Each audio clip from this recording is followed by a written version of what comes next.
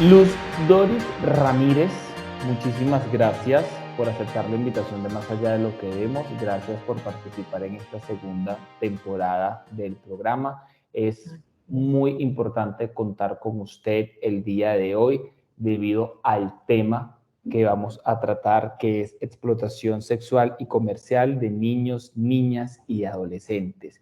Muy importante su participación en este espacio como integrante de la Mesa Aburrá Norte Libre de ESNA.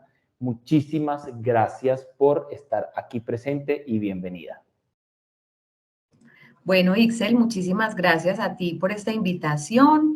Me gusta mucho poder compartir contigo, con todas las personas que se conectan en tu canal acerca de lo que estamos haciendo y a lo que seguramente también se pueden sumar otras personas. Así que gracias a ti por esta invitación.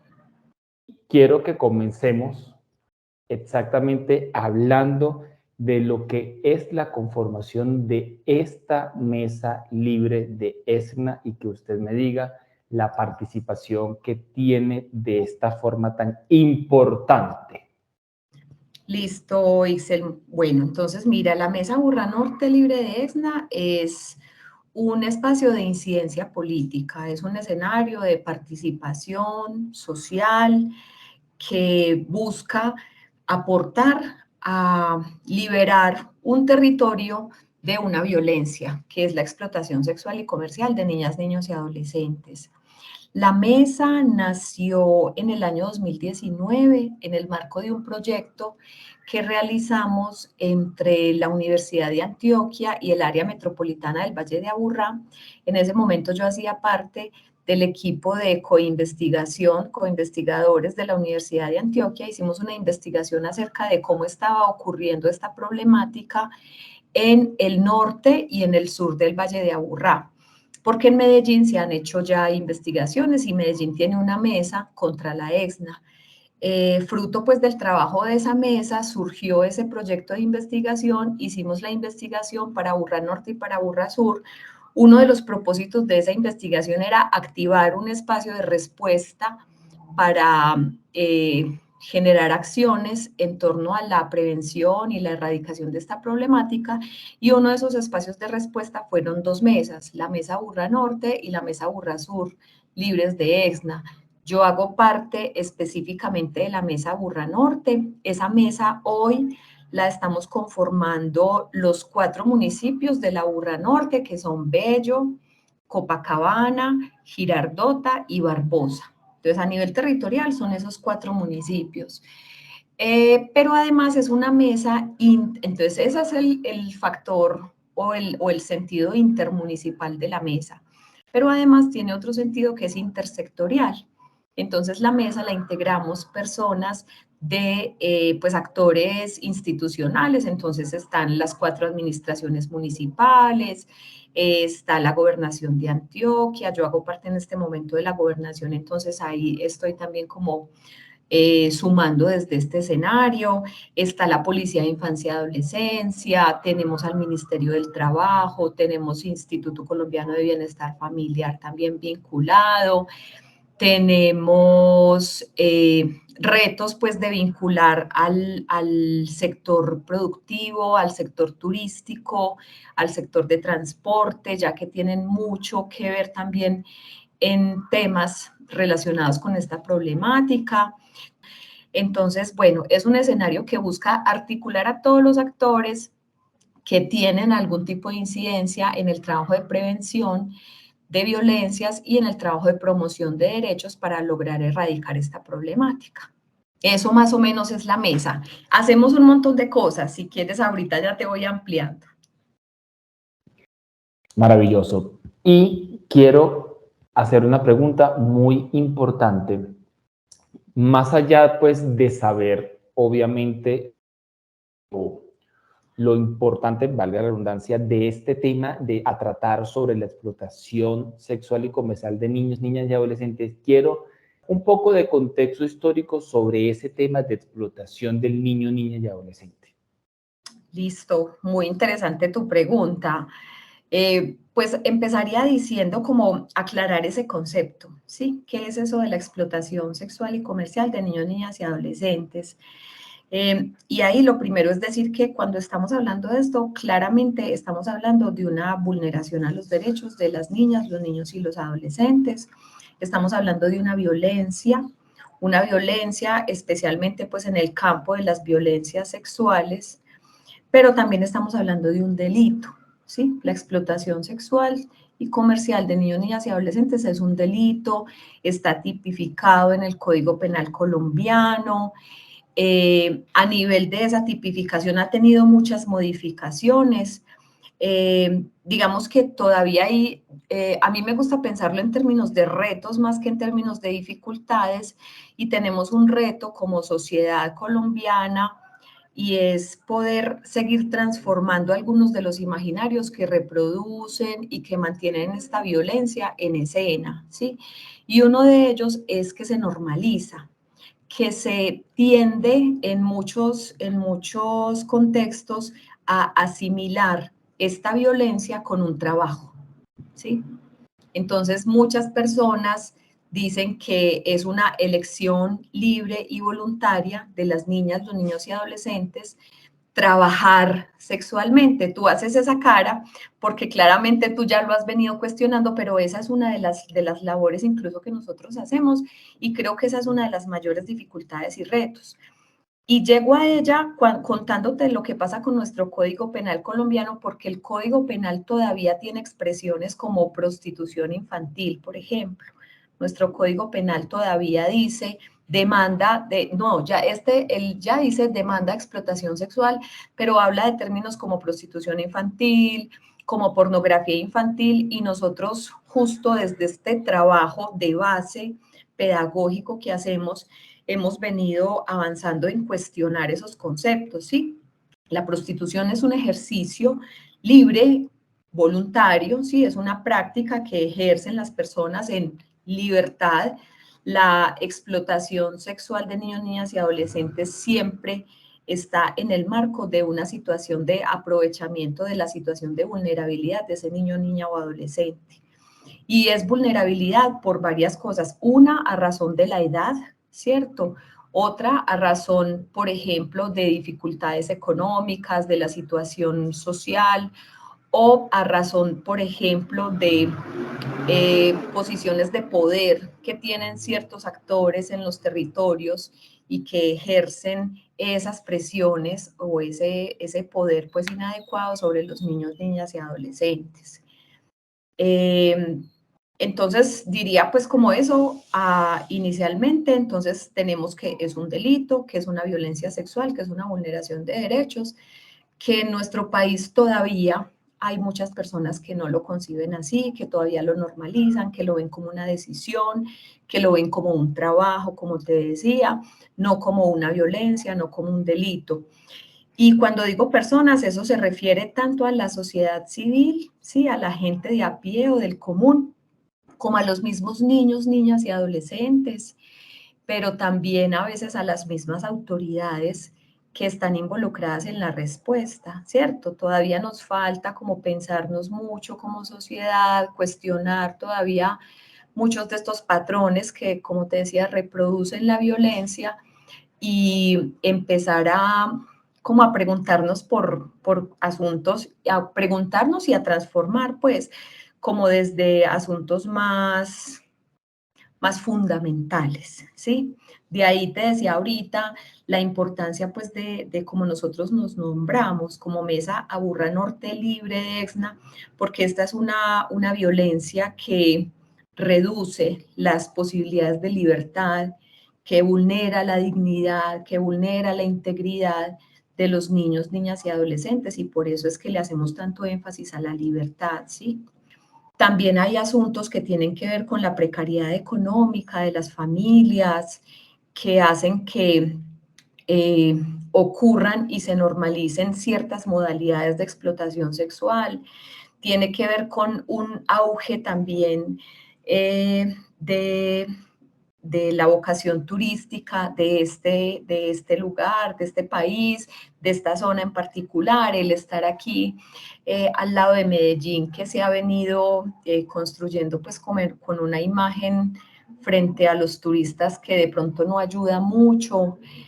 Tiene que ver con otros asuntos ya pues como en otro nivel, por ejemplo, con los entornos protectores a nivel comunitario, a nivel familiar. Tiene que ver también con asuntos personales y subjetivos de los mismos niños y niñas, como frente a su autoestima, a sus habilidades y herramientas para resolver conflictos, en fin, ¿cierto? Por eso es una mesa que busca ser intermunicipal e intersectorial, porque tratamos de hacer también como una lectura compleja de la problemática para poder generar pues como una respuesta intersectorial, incluyente, intergeneracional también. En fin, retos es lo que tenemos. Y aprovechando eso que usted dijo de intermunicipal e intersectorial, hablando y con respecto a ese tipo de enlace que están buscando hacer o que han venido trabajando para ello, cuando hablamos de territorios, ¿en qué territorio tenemos el mayor índice con respecto a este tema de explotación sexual y comercial de niños, niñas y adolescentes? Listo, pues mira, las cifras de las que tenemos conocimiento realmente no revelan la magnitud real de la problemática, por muchas razones. La primera es que normalmente, como se normaliza esta violencia, como se tiende a asociar con una decisión libre y voluntaria, entonces muchas veces no se denuncia. Pero además hay otros elementos como frente a la poca denuncia, y es que a las personas les da miedo denunciar, porque entre los actores que están involucrados en esta violencia, también hay actores armados, también hay actores que ejercen poderes ilegales pues en los territorios, y a las personas les da mucho miedo. Y eso sucede en todo el Valle de Aburrá, ¿sí? Me atrevería a decir que sucede en todo nuestro territorio nacional.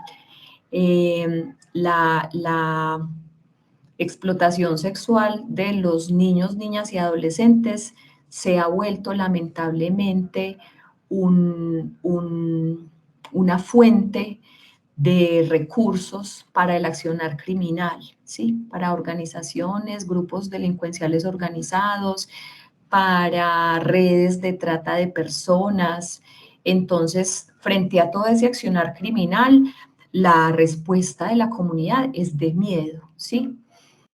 Muchas veces no es, yo creo que ahí sí ha habido algunos avances, y ya no es tanto que a las personas no les importe o que pues eso no es problema mío, entonces yo no me meto, sino que hay actores que son de riesgo, entonces hay temor a denunciar.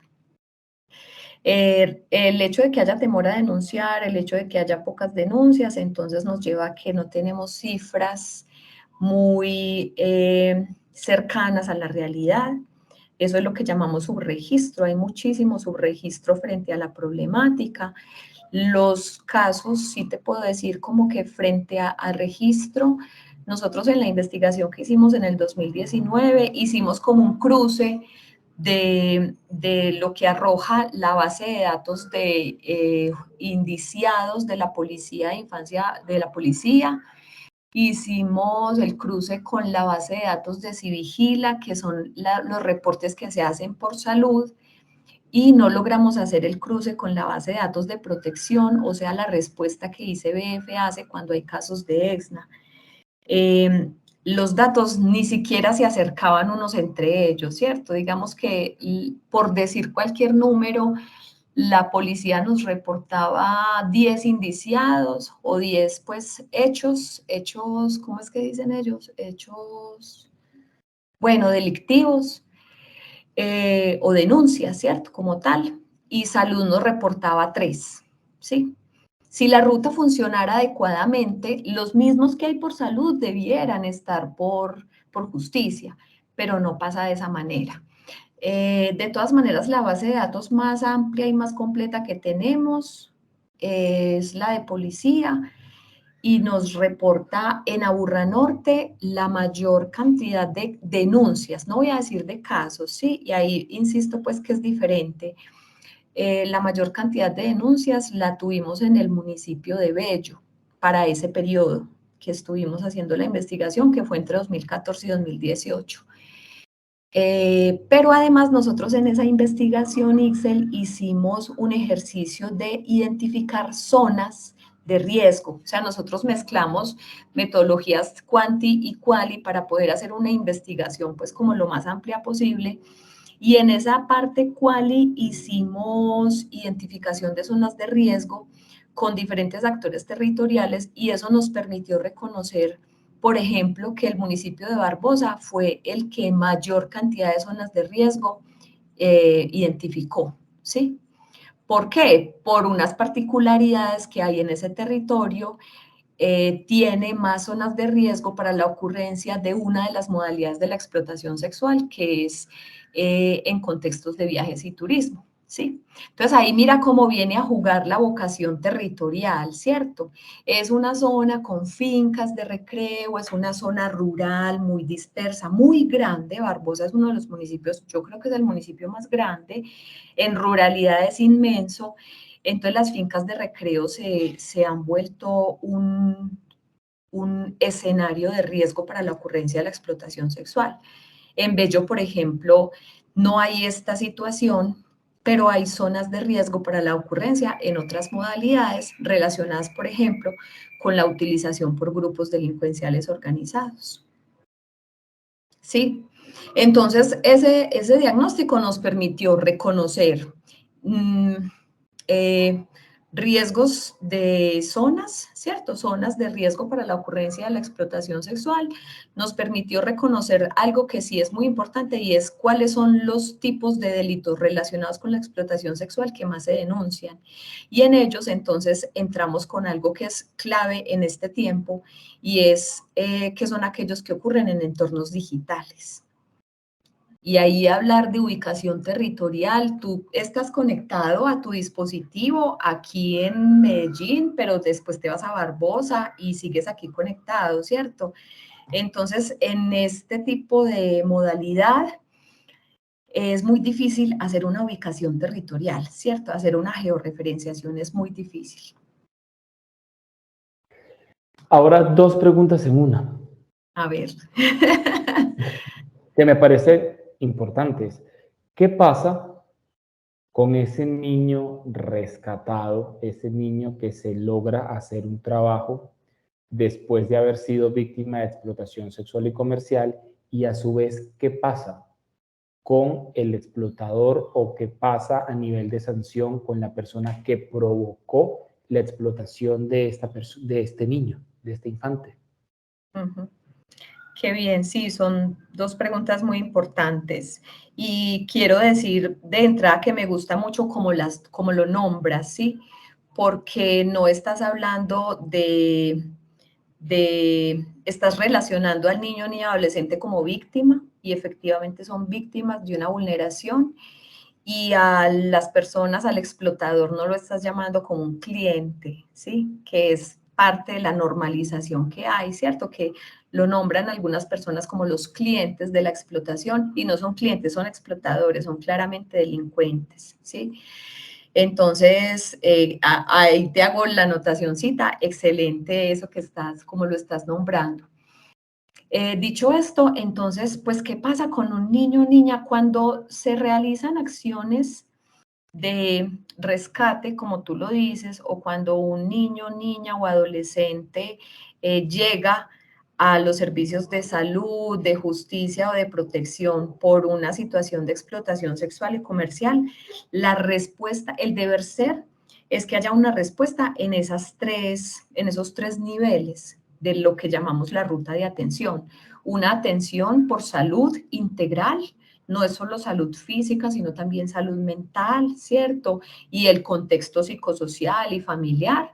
una ruta por protección, o sea, garantizar todas las condiciones para el restablecimiento de los derechos que fueron vulnerados y las garantías para la no repetición, para que ese niño o niña adolescente no vuelva a sufrir esto que sufrió. Y la ruta por justicia que asegure un proceso de investigación adecuado y judicialización efectiva pues, de los delincuentes. Ese es el deber ser, ¿sí? Nosotros al menos en Aburrá Norte tenemos, ICBF, claro, tiene su zonal en el territorio, atiende los casos que se reportan, se procura, y ese es uno de los trabajos que estamos haciendo, como procurar articular la respuesta de esos 3 sectores que te mencionaba. Y ya por el lado de justicia, entonces ya ahí sí no tengo mucha competencia realmente, pues competencia no tengo mucho conocimiento, pero es ya el proceso de investigación y judicialización que hacen las autoridades competentes, que hace la fiscalía y que ya desembocan en los procesos pues hacia estas personas. Sé que los índices son bajos, sí, los índices son bajos. Nosotros como país tenemos deuda importante en ese sentido. Mucha.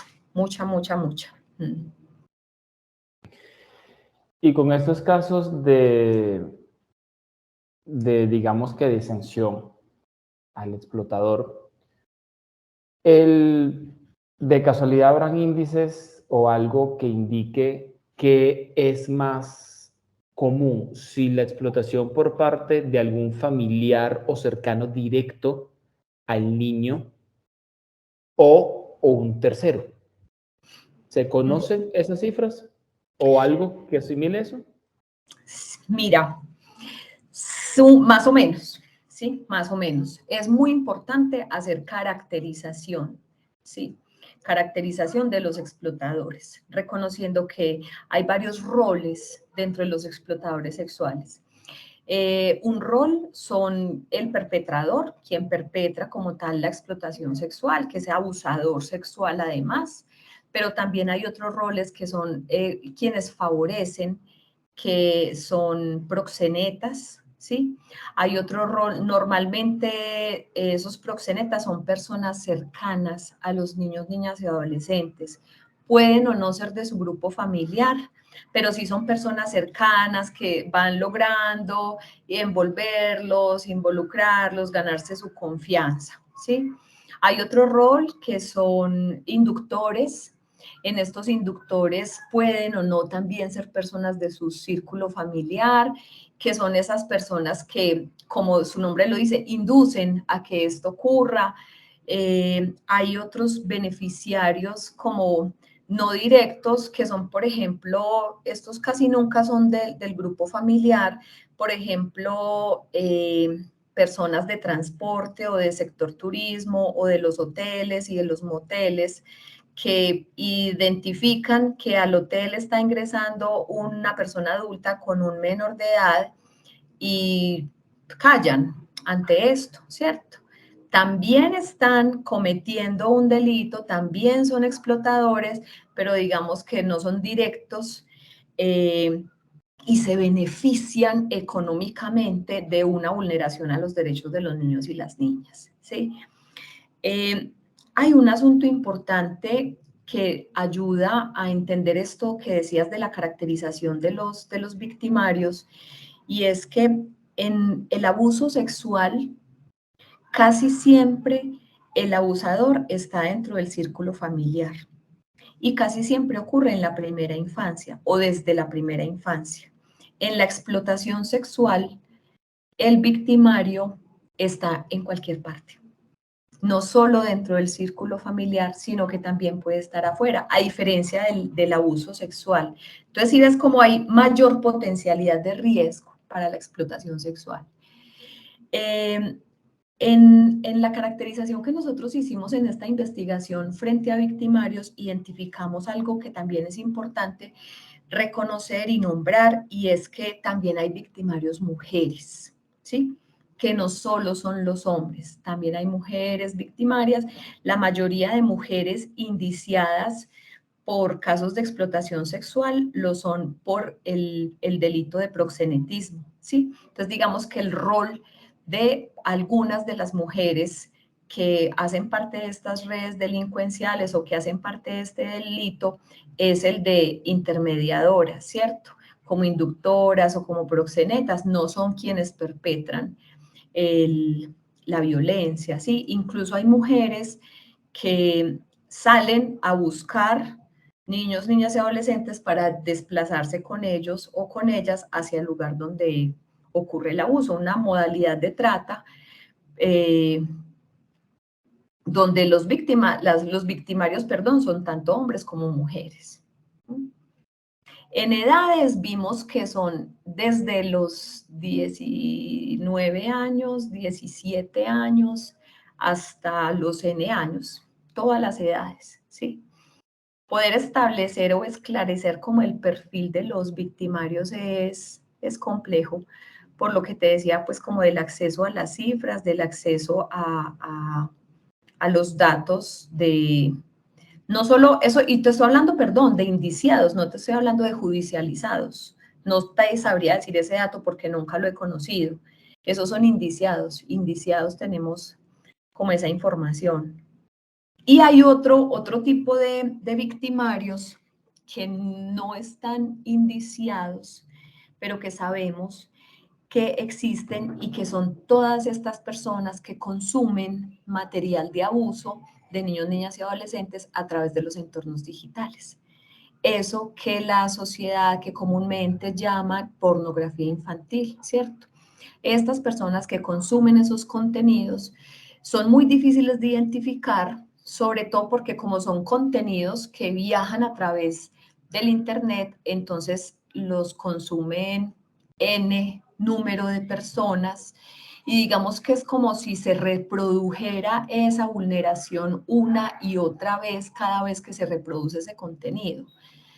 Tesísimo, eso pues es como de una dimensión medio escabrosa. Y ahora, con todo el trabajo que ustedes están haciendo y haciendo énfasis en esta caracterización del perfil del victimario, ¿qué medidas a nivel educativo, dígase en territorio nacional colombiano, hay o se está trabajando para la difusión de este material? O sea, que en las escuelas, universidades, en todo nivel educativo se aprenda a identificar esta caracterización del victimario y uno vaya, digamos que procesando esa información que, digamos, dentro de mi desconocimiento, se debería desde temprana edad identificar qué es un abuso, quién es o qué hace falta reforzar en la educación colombiana con respecto a este tema.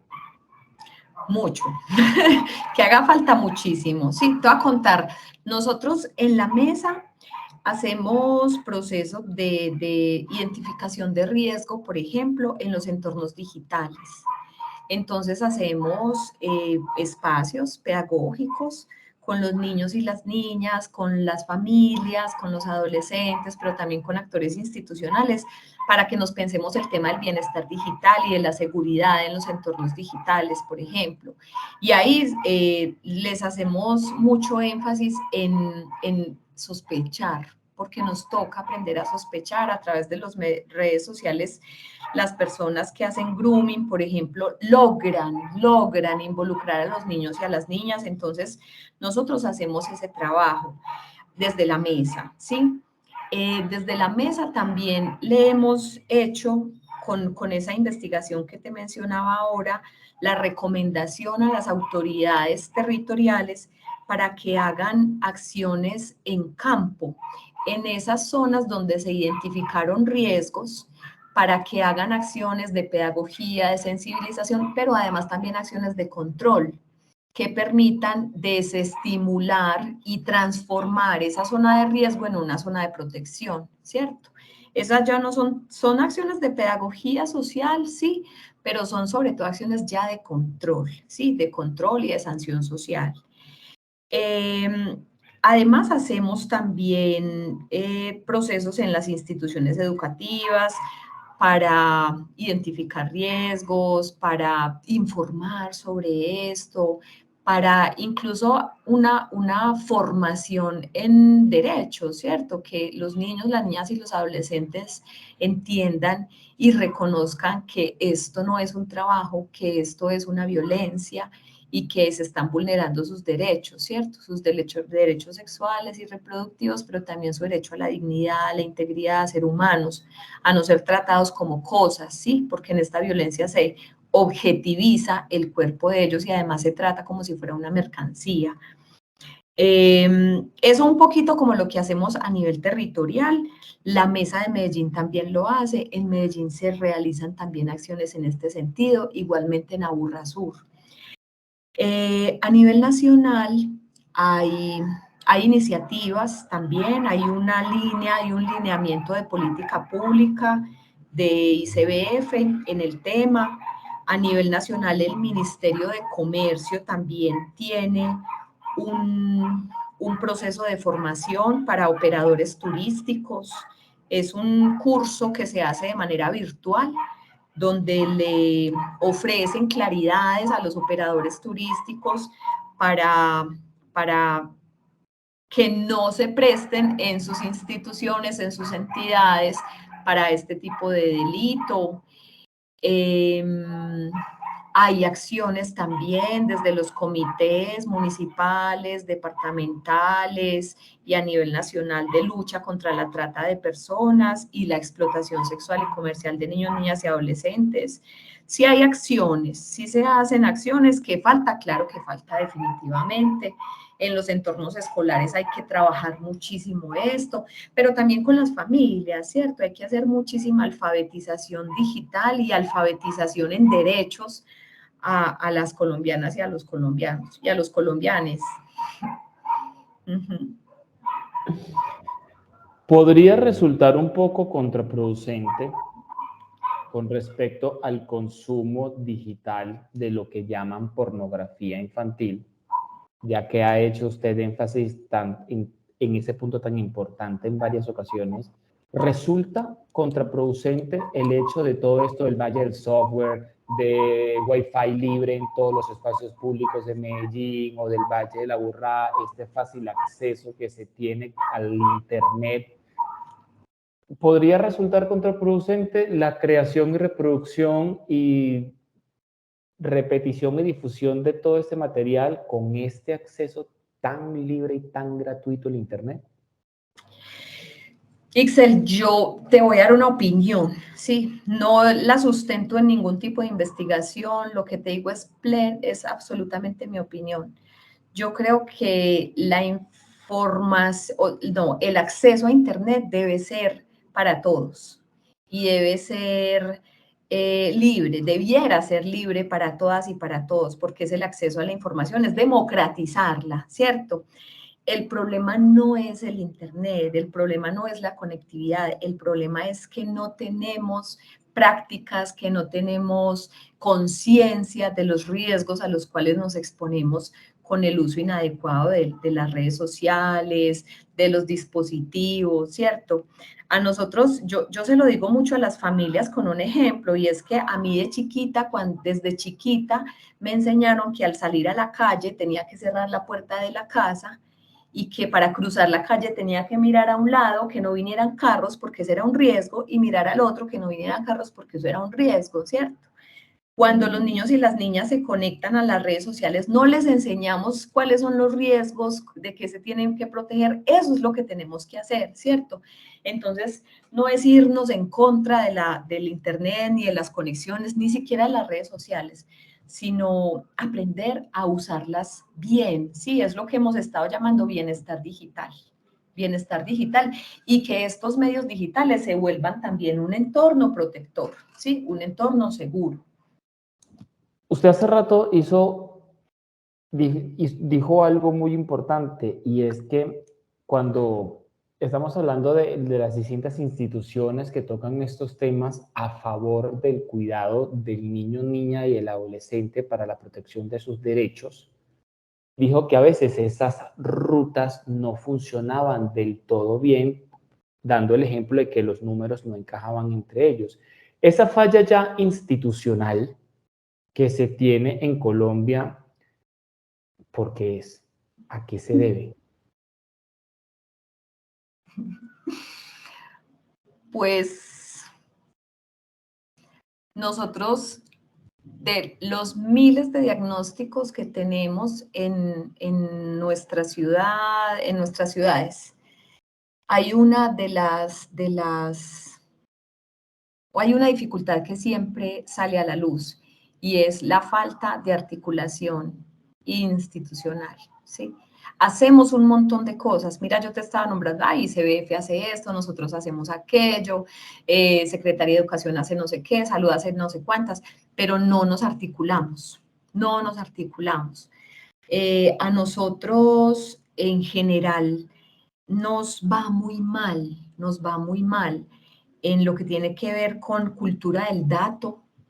Acá en general nos va muy mal con eso y nos va muy mal con el diálogo y con la armonización de esas bases de datos que se generan en los entes de respuesta nacional, ¿cierto? Policía Nacional debiera tener una base de datos que se comunique con la base de datos de salud, de gobierno, en fin, ¿cierto? A nivel nacional, pero eso no existe acá, lamentablemente, ¿sí? ¿Producto de qué? Históricamente nosotros hemos sido víctimas de violencias también institucionales, violencias y abusos y corrupción y desarticulación. Yo lo pondría por ese lado. Hay mucho trabajo que hacer, ¿cierto? Todo, sí, sí, muchísimo. Todo. Todo está por hacer, todo está por hacer. La mesa, pues, de la que yo hago parte es una mesa muy joven, te dije ahorita que nació en el 2019. Medellín tiene una mesa, la que te mencioné al inicio, hace ya 10, 11 años, creo que son 11 años este año, y se ha logrado tejer frente al tema, pero hay transformaciones que, como te decía ahorita, son estructurales, que también exigen permanencia, persistencia y también exigen como del compromiso político, ¿cierto? De actores que todavía no se comprometen pues como quisiéramos. Lo que llaman acá voluntad política. Así mismo. Sí. Luz Doris, ha sido un placer enorme contar contigo el día de hoy. Muchísimas gracias por este espacio tan valioso y tan importante. Cuentan con Más Allá de lo que vemos para lo que sea necesario. Aquí estamos para ustedes, por ustedes, y de verdad le agradezco enormemente su participación. Gracias a ti, Ixel, muchas gracias de verdad por este espacio.